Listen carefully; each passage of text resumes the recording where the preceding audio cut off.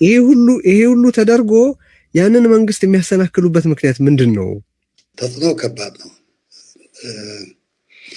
ምንም ከፌዴራል መንግስት መደረግ ያለበት ድጋፍ የሚመለከት እኔ ያክል ተደግፍ ያለው የሚል ነገር የለኝም። ሁሉም ነገር ማለት ነው። ኢንፋክት ሰራተኛውም ማመስገን ነው የሚመሰገን ነው እንጂ ከዚህ ደሞዝ የሌለው የመጋቢትም በቃ ደሞዝ የሚባል የሌለው ዝም ብሎ ረሻ ሳይደረግ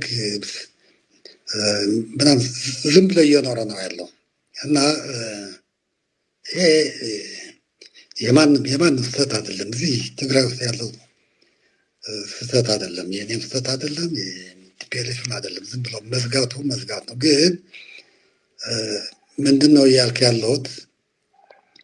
ኦኬ እስካሁን ድረስ ቀጣይም ቢሆን መራዘሙ የሚያመጣው ለውጥ አለ ወይ የሚል ጥያቄ አለኝ። እኔም ማመጣው ለውጥ አለ ወይ የሚል ግን ኦኬ እንዴት ልቀጥል ነው? መራዘሙ በጣም ትክክል ነው አይደለም እያልክ ያለሁት። የተለያዩ አማራጮች ሊኖር ይችላሉ። ትልቁ ነገር እንዴት አድርገን ወደ ቀጣይ ምርጫ እናፍጥነው ነው ዋናው ነገር። ስለዚህ ጊዜያዊ ምናምን የሚባለው የነባር መመለስ ምናምን የሚባለው እሱን ትተን እንዴት አድርገን ወደ ምርጫ እንሸጋገር፣ እስከዛው እንዴት ምን አይነት የሽግግር ነገር ይኖራል፣ ስንት ጊዜ አይኖርም። ይሄ ነው ዋና መፍትሄ እንጂ እኔ እንደዚህ ብዬ እንደገና ደሞዝ አመጣለሁ፣ በጀት አስለቃለሁ፣ እንደዚህ አይነት አድርጋለሁ የሚል እኮ የለኝም። ምንም አይነት ኮንፊደንስ እኮ የለኝም። ተመልሶ እንደገና እስካሁንም እኮ ኦልሬዲ ተራዘመ። የኔ ተራዝሞ እኮ ደሞዝ የመጣ የለም። ሰራተኛው ዝም ብዬ እንደ ሰው አንድ ዓመት ተራዝሞልሃል ማለት ምንም ለውጥ ማመጣ ካልሆነ በስተቀር ተመልሶ ያ ችግር ይዘህ መቀጠል ከሆነ ነገሩ እንትን አይልም። ምንም ብቻ የግሌ መራዘምና ያለመራዘም ጥያቄ አይደለም። ይህን ህዝብ እንዴት አድርገን ነው ከዚህ ጊዜያዊ ሽግግር ነባር መመለስ የሚባል ነገር ፈጥነን ወደ መርጦ የራሱ ህዝብ የራሱ መንግስት የሚያቋቁምበት መንገድ እንዴት አድርገን ነው የምናደርሰው? ዋና መፍትሄ ያ ይመስለኛል። የምርጫን ነገር ስታነሳ ያው ምርጫ እንዲካሄድ መጀመሪያ ትግራይ ወደ ክልልነት ቁመና መመለስ አለባት የሚል ጥያቄ ስላለ በትግራይ ውስጥ የሆነ አይነት አሚካብል የሆነ አስማሚ የሆነ ፕሮሰስ ቢኖር አዲስ አበባ ካለው አገዛዝ ጋር ወይ ከዛ ካለው ቡድን ጋር ተነጋግሮ ጥያቄዎቹን መፍታት ይቻላል የሚል ተስፋ ስንት በመቶ ነው? መፍታት ይቻላል? አሁን እኮ ወደ ምርጫ እንግባ ብንል ለምሳሌ አሁን ቲፒኤልኤፍ ሌጋል ስታቱስ ሁላችንም እናውቀዋለን። እሱ መፈታት ይኖርበታል። እሱ ሳይፈታ ዝም ብለን ምርጫ የሚል ነገር ትክክል አይሆንም። አንደኛ እሱ፣ ሁለተኛ ትግራይ ወደ ቁመና እንትን መደረግ ይባላል። እሱ ነው እንትን ማድረግ ያለበት። ዋናው ነጎሼት ማድረግ ያለብን ምን ያክል ያስኬዳል፣ ምን ያክል አያስኬድም እንየው። አያስኬድም ብለን መቆም የለብንም።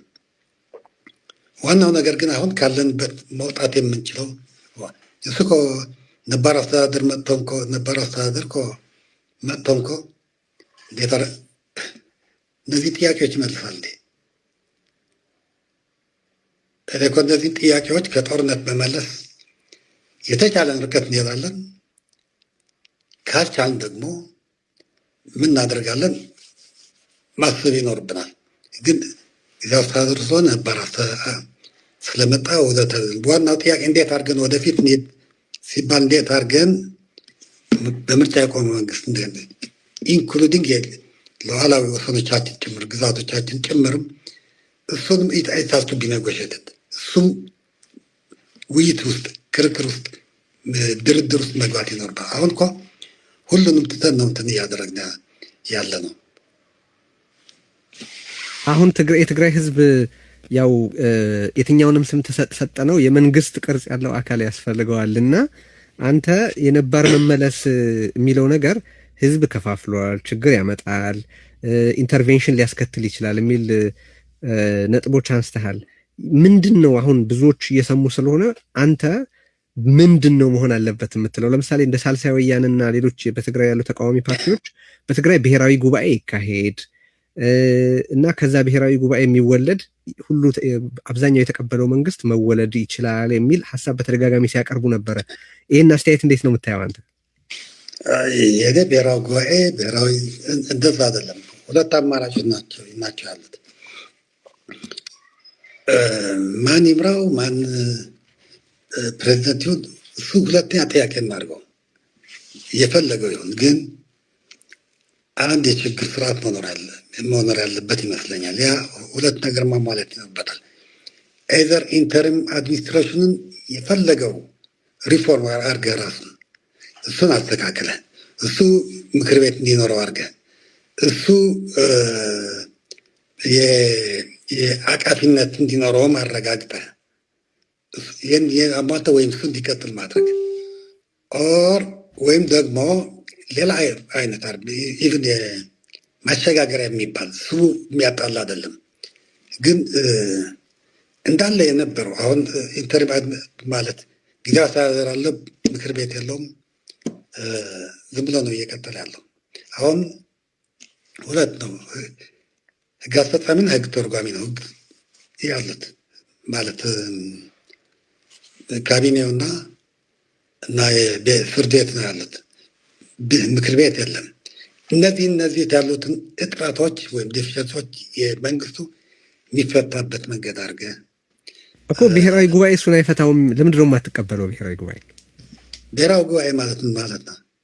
ሁሉም በትግራይ ያሉ ተቃዋሚ ፓርቲዎች፣ የሲቪክ ማህበራት፣ የሀገር ሽማግሌዎች ምኖች ሁሉ ተሰብስበው ውይይት አድርገው ኤሊት ባርጌን ተደርጎ የሚዋቀር መንግስት ማለት ነው። በኤሊት ባርጌን ኦኬ።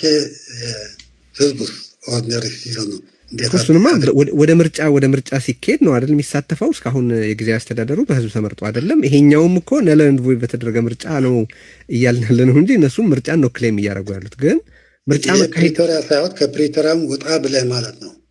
እሱን ማለት እንግዲህ የፕሪቶሪያ ስምምነት እኮ በህወሓትና ብልጽግና እንዴት በትግራይ መንግስት እንደሚዋቀር ይነጋገራሉ ይላል እንጂ ስለ መንግስት ቅርጽ የሚለው ምንም ነገር የለም። ብሔራዊ ጉባኤውን ለምን ያልተቀበልከውም? ያንኑ አሁን የምትለውን ነገር አያደርግም ወይ እያልኩ ነበር። የሽግግር እንደግል ነው። ኦኬ ብሔራዊ ጉባኤ አንድ አማራጭ ይሆን። ኦኬ ከዛ ሌት ያለ ሀሳብ ያለውም ይኖራል። ግን እንደ አንድ አማራጭ አሁን ምክር ቤትን እያነሱ ነው እነሱና በአቶ ጌታቸው ረዳ የስልጣን ዘመን ከተቃዋሚ ፓርቲዎችና ከሌሎች የህብረተሰብ ክፍሎች የተዋቀረ አንድ ምክር ቤት ነበረና ያንን የምክር ቤት አባላቱን ባለማነጋገር በዝምታ የገደልከው ለምንድን ነው የሚል ጥያቄ አለ።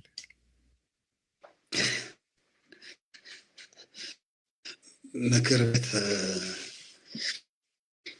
ያኮ ኤሊት ምን መሰለህ አስቸጋሪ ነገር ነው። ኤሊት ምክር ቤት ያኔ የነበረው ክፍፍል ነበር አለ፣ መኮራረፍ ነበር።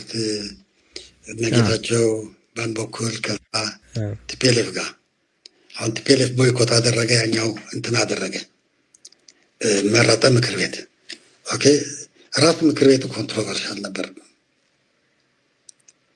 ከዚህኛው ግን ይሻል የነበረ ይመስለኛል። አሁን ነለንድ ቮይድ ከተደረገው ራሱን ካፈረሰው ምክር ቤት ያኛው ይሻል የነበረ ይመስለኛል። ያንን የምክር ቤት ክፍተት ይሞላ ነበር ብዬ ነው።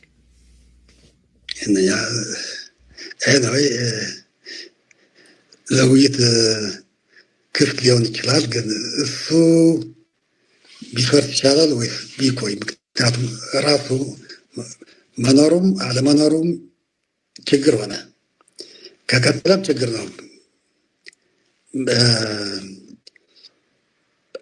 አለመስራቱም ላይ በሌላው አቅጣጫ ደግሞ ችግር ነው። ምክንያቱም ለዛም ነው ሳይለንት መሆን የመረጥኩት።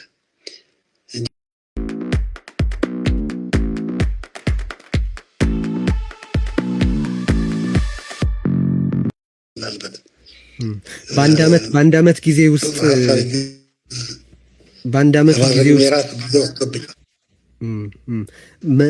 መስራት የነበሩብህን ነገሮች ያልሰራህ አይመስልህም? ለምሳሌ በስርዓት የመንግስት መዋቅር ማዋቀርን በተመለከተ አሁን ቀደም ሲል ያልናቸውን የተቃዋሚ ፓርቲዎችን ኢንፑት መውሰድን በተመለከተ ጊዜ አስተዳደሩን ኢንክሉሲቭ ማድረግን በተመለከተ ማድረግ የነበሩብህና ያላረካቸው ነገሮች ያሉ አይመስልህም? አሁን ላይ ሆነ ስታየው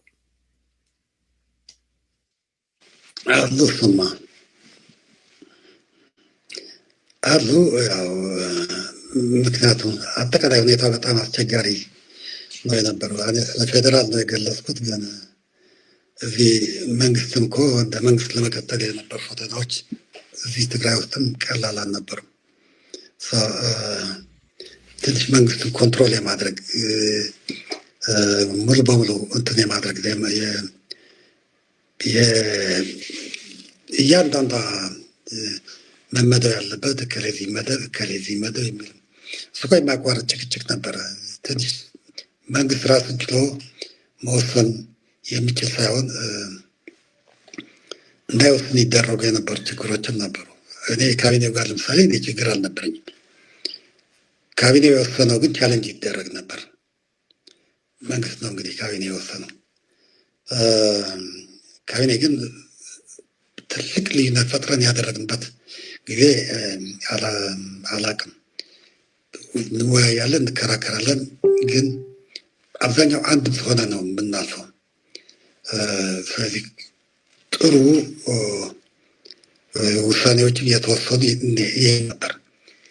አንዳንዶች የዛ የተወሰኑ ደግሞ ከዛዎች ተቃውሞ ይገጥማቸው ነበር። ኢንክሉዲንግ ካቢኔ አባላት ሆነ የወሰኑትም አብረውን የወሰኑትም ጭምር ሌላ ጋር ሄደው ደግሞ ሌላ ነገር ይሰሩ ነበርና ልክ መንግስት የሰራ መንግስት ያደረገ ለማለት ትንሽ ፈተና አስቸጋሪ ነበር። ኖት ኦንሊ ከአዲስ አበባ ሳይሆን ትግራይ ውስጥም ቀላል ነገር አልነበረም። ያልገባኝ ምንድን ነው የትግራይ ጊዜያዊ ፕሬዚደንት እንድትሆን የህወሀት አመራር ስምምነት ነበር ማለት እነሱ ናቸው ፕሮፖዝ ያደረጉት። እሱ ብቻ ሳይሆን በካቢኔ ውስጥ በአቶ ጌታቸው ረዳ ጊዜ ከነበራቸው በላይ የስልጣን ሼር አግኝተዋል።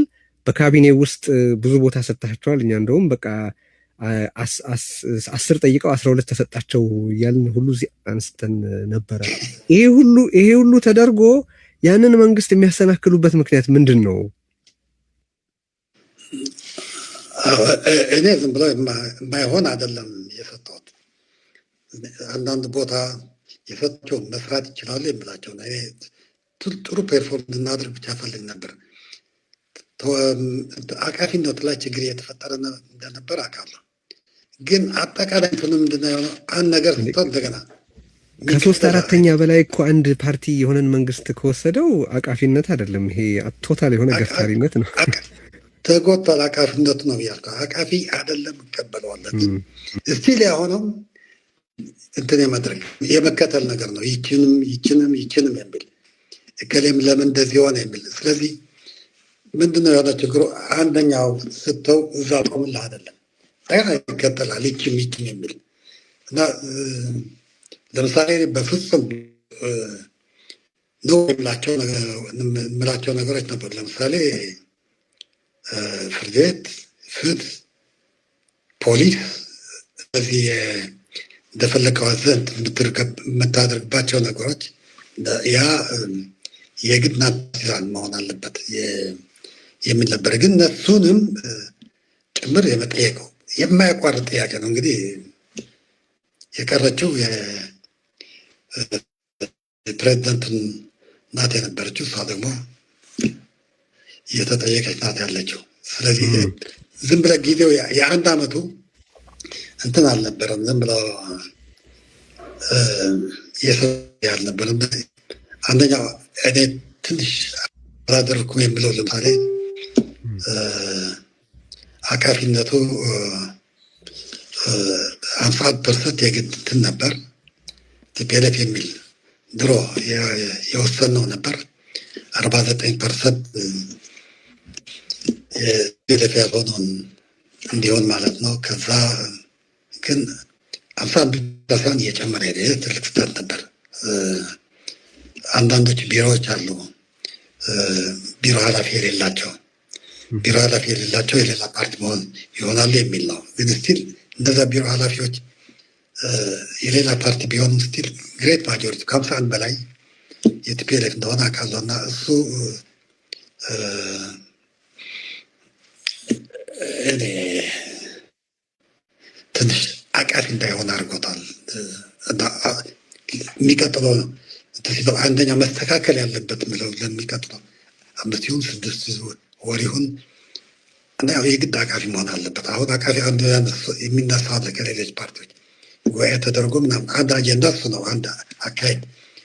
ከዛ የተለየም ሊኖር ይችላል። ግን እሱ ዲስከስ ተደርጎ ወይ ፎርወርድ የሚለው በዛ ምክንያቱም ስምምነት የተደረገበት አለ። እኔ ፓርቲ ብቻ አይደለም የዚህ ፓርቲ የማትለው ኤሊት እኮ አለ ማለት በአት ሀሳብ ያለው እኮ አለ።